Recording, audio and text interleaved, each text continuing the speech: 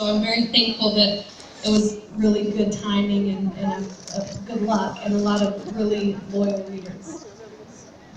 Ela falou que não era a intenção dela publicar os livros de forma independente. Na verdade, ela publicou na Amazon porque ela queria que a avó dela lesse, que a avó dela tinha ganhado um Kindle.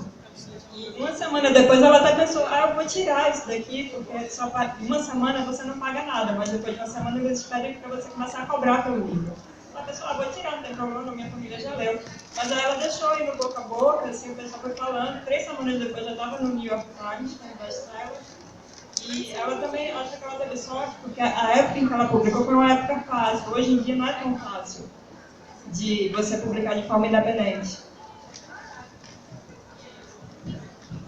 Antes de eu fazer a próxima pergunta, gente, a galera que está aí embaixo, se vocês quiserem sentar para ver no telão, para ser mais prático para vocês ficarem mais confortáveis, fiquem à vontade, tá? Não, a galera aqui da sacada tá no VIP aqui, tá querendo ver? Não tem problema. Vamos lá. O gênero novo adulto é um fenômeno editorial no Brasil e no mundo, né? E a que você atribui todo esse sucesso, até mesmo com leitores que são mais novos ou mais velhos do que o público-alvo? Essa é a primeira parte da pergunta. Tá? Você quer fazer essa primeira? Não, melhor separada.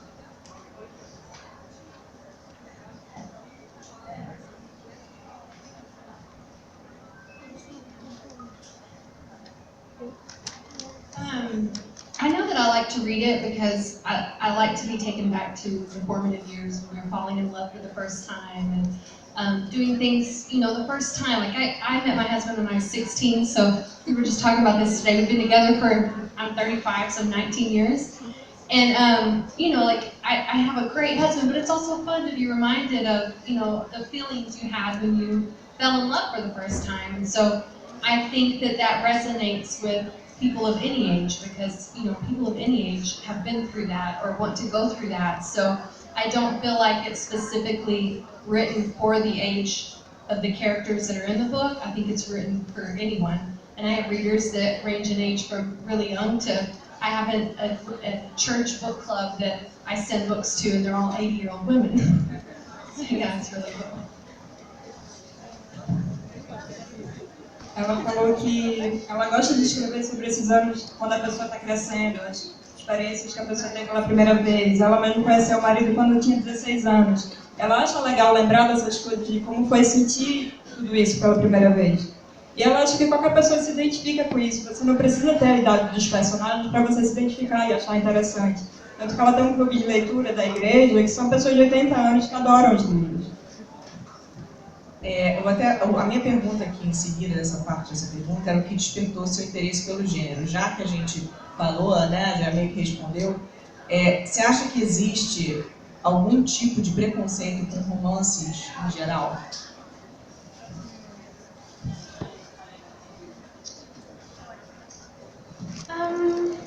That's a tough question. I know there are a lot of authors who feel that way, a lot of female writers who feel that maybe romance isn't taken as seriously. I don't try to focus on that though. Like, I just write for fun. I try to keep it fun. I don't try to get involved in the politics of it. I feel like if I do, it would become a good job, and not so much something I do for fun. So while I do wish that more people would take it seriously and men would read it more, I'm very happy with the readers that I have, and I'm not going to complain at all. Ela disse que tem certas autoras que realmente acham que esse tema não tem sido levado a sério, mas ela escreve mais por diversão e ela não gosta de se envolver nesse aspecto político para justamente não perder esse lado de diversão. Ela queria realmente ter mais leitores homens, mas ela também está muito satisfeita com os leitores que ela tem.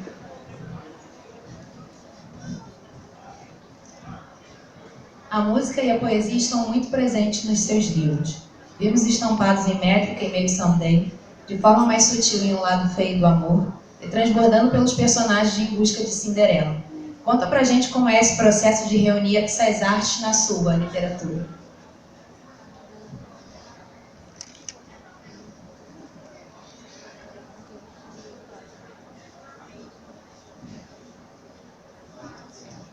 I think that writing a book in this genre is very difficult to keep it fresh and new.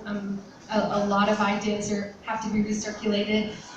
There's only so many ways people can fall in love. So I always try to keep it interesting and new.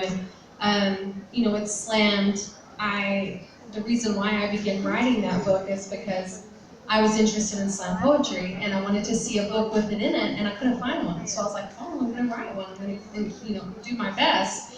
And it worked out. And so when I got the idea for maybe someday, I knew that they were going to write music together. And then I also knew that readers love to make playlists for their books of other musicians. And so it's like, wouldn't it be neat if this book had its very own playlist? And so that's when I had Griffin come in and help me. And I just try to incorporate a different kind of art form into my books. Like I know Confess hasn't released here, but it's about an artist, and I include the actual art that he describes that he paints in the book. And I've noticed that I'm running low on art forms now. I've been using them all, like painting, writing November Nights about a writer, and I show some of his book in there. I also do a little bit of poetry in November Nights too. So I just, I try to keep it new and fresh, and I feel like bridging the gap between reading and other art forms is a great way to do that. Ela disse que é uma dificuldade do gênero você manter a novidade da coisa, assim, como você descrever o fato de você se apaixonar de uma maneira criativa. Em Métrica, por exemplo, ela pensou, eu gosto tanto de poesia, como eu posso colocar isso no livro? Em Maybe Someday, por exemplo, os personagens compõem, e os próprios leitores também gostam de ter uma playlist relacionada com o livro. E por isso que ela pediu para o Griffin compor essa playlist. E ela gosta de incluir a arte no livro, e em Confess, por exemplo, o personagem é um artista e ela incluiu a própria arte do personagem no livro. Mas ela também falou que ela está ficando sem forma de arte, porque ela já colocou poesia, já colocou música, já colocou pintura e está sem saber o que fazer. Gente, ler Collen Hoover dói. Dói, é verdade. Hurts to read you. Mas é um elogio, né, gente? É um elogio. Você consegue conquistar o leitor com personagens apaixonantes, dilaceram nossos corações ao partir os corações deles, né? Não estou falando mentira, só verdades, né? Então, como é a criação dessas tragédias, que é, entre aspas, né, da vida real? Os personagens aparecem primeiro para você ou a história vem primeiro?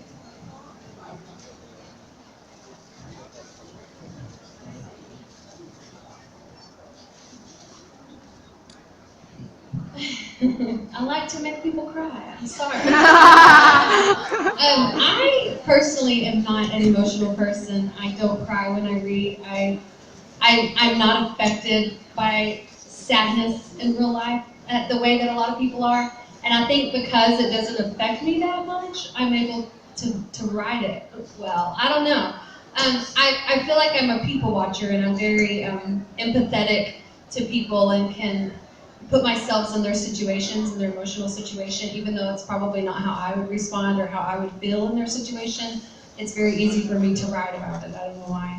But you can ask my sisters and my husband, like, I'm not an emotional person, and they read these books and they're like, how did this come out of you? But with Ugly Love, they were asking specifically about, that one's interesting because I actually had the idea for Miles and his story first. And knew that I wanted to write about a character. Like I read a lot of romance, and I feel like sometimes the characters are really moody and mean, and because of something that affected them in their past. And I'm like, that wouldn't make you a mean person, So I wanted to write something really, really devastating. And so what happened to Miles, I feel, is pretty much the most devastating thing that can happen to a person.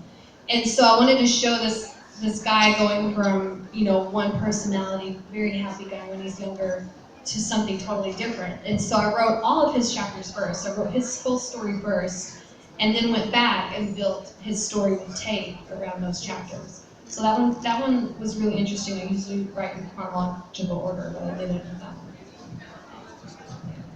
Ela disse que ela gosta de fazer as pessoas chorar. Apesar de ela não ser uma pessoa sensível, ela, por exemplo, ela não fica muito abalada com tristeza. E ela gosta de observar pessoas e se colocar na situação delas. E por isso que ela acha que ela tem essa facilidade de escrever. E, por exemplo, quando ela entregava os textos para a família dizia: como isso saiu de você, sabe? Porque eles acham ela muito, assim pouco sensível, que ela não tem essa sensibilidade. E, por exemplo, no lado feio do amor, primeiro ela escreveu a história de Miles, porque ela vive essa transformação de uma pessoa que era feliz e que terminou se transformando em algo diferente por causa do que aconteceu. E tanto que ela escreveu primeiro os capítulos de Miles em vez de escrever em ordem cronológica, como ela normalmente faz. Bom, ainda sobre Ugly Love, você pode adiantar alguma novidade sobre a adaptação cinematográfica?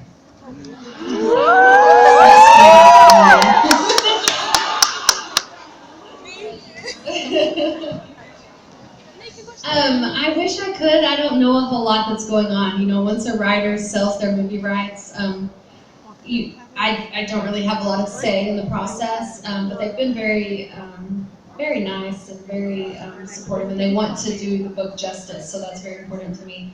I do know they're currently working on auditioning for Tate, and so we still don't have an answer for who's going to play Tate. Hopefully that will come really soon, and they're working on the screenplay. So, but I have faith in them, and I feel like Nick is very excited about this role and this character, and I think he'll do a lot of justice. Ela disse que ela não sabe muita coisa sobre o filme, porque quando ela vende os direitos, ela não tem nenhuma influência no processo, mas ela tem confiança que eles vão fazer jus à história e que atualmente eles estão fazendo o teste para Tate, e então eles ainda não sabem quem vai fazer o papel dela. E também estão escrevendo o roteiro, e ela tem fé de que o Nick também vai fazer um papel muito bom no...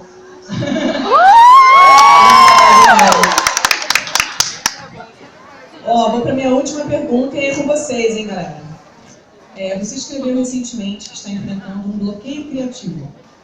Como você está lidando com isso e se você tem alguma dica para quem está passando por isso? Qual writer?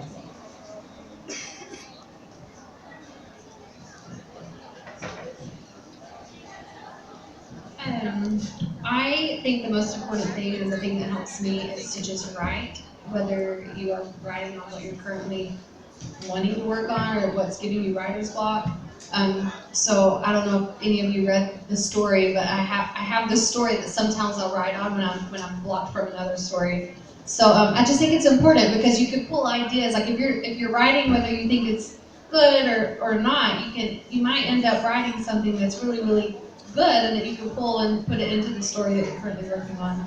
So my suggestion is whether you're blocked or not, just keep writing. Ela disse que o que ajuda nessa situação de bloqueio criativo é você escrever qualquer coisa. Não precisa ser no texto que lhe deu o bloqueio. Você pode escrever outro e você sai escrevendo, por mais que você ache ruim ou não, pode terminar ajudando seu texto principal. Só para complementar essa resposta que a Collen deu, no blog dela, ela colocou, o último post foi em agosto sobre isso, e ela falou que ela tem I'm talking about the post you did on your blog about the story that's not the story, the one that unblocked you, que ela fez um post sobre bloqueio criativo, e ela colocou um pedacinho da história que ela escreve quando ela está bloqueada no livro que ela está escrevendo. Então é como se fosse uma história paralela, que quando ela se bloqueia no que ela quer publicar, ela pega essa história e ela desenvolve essa história. Então é uma maneira dela continuar trabalhando, entendeu? Então, e dá pra ver um pedacinho dessa história lá no blog dela, que é bem bacana também. Tipo, super podia virar livro, eu acho. Tá? Bom, quem quer fazer pergunta? Vamos começar aqui pela primeira fila.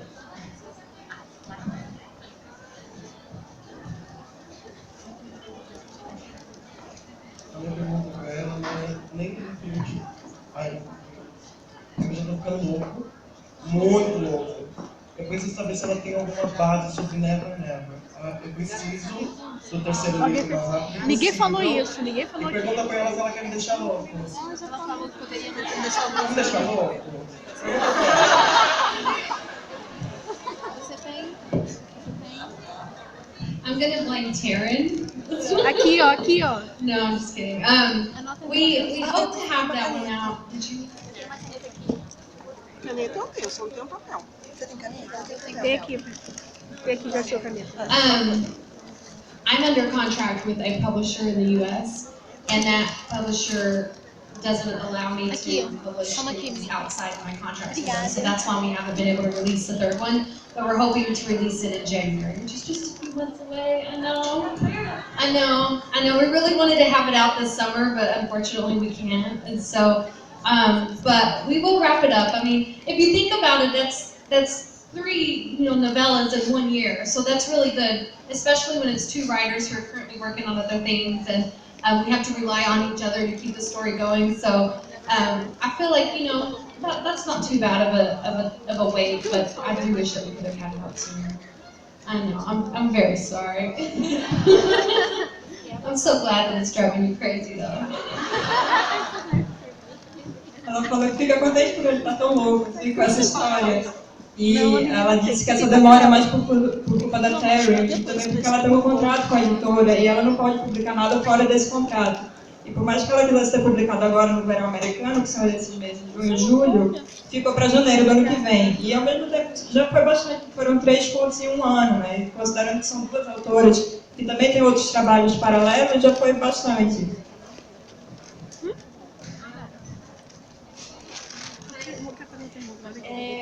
Gostaria de saber se, eu adoro o Cat, do Love, e eu queria saber se teve alguma influência, alguém teve alguma influência sobre ela para criar esse personagem, se tem alguma coisa sobre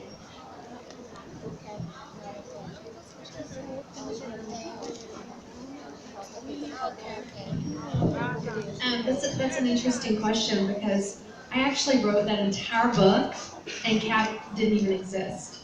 Yeah, when I got to the end of it, I finished the whole book and I was like, there is something missing. And so I read over it again and I was like, I feel like there's a character missing, like Tate needs someone to confide in. And so I thought about making her a best friend, but then I was like, no, I don't think I can make her an 80-year-old male best friend. And so I ended up writing him in at the very, very end and rewriting the story to fit him in it. So I'm really glad I did that. But no, there wasn't really anyone that inspired that character. But it is interesting how it came about that the story was written without him in it at first. Ela falou que no início ela escreveu lá do Pedro sem o Cap, e quando ela terminou a história ela percebeu que tinha algo faltando, uma pessoa que servisse de confidente para Tate, e aí ela decidiu, por que não um senhor de 80 anos? E ela reescreveu o livro e todas as partes do livro só para encaixá-lo, mas ela não se inspirou em ninguém para criar o personagem. Seguindo o mesmo esquema de se você se inspirou em algum personagem específico, a Paty era lá do outro lado. Cadê a Paty? Tá lá, ó.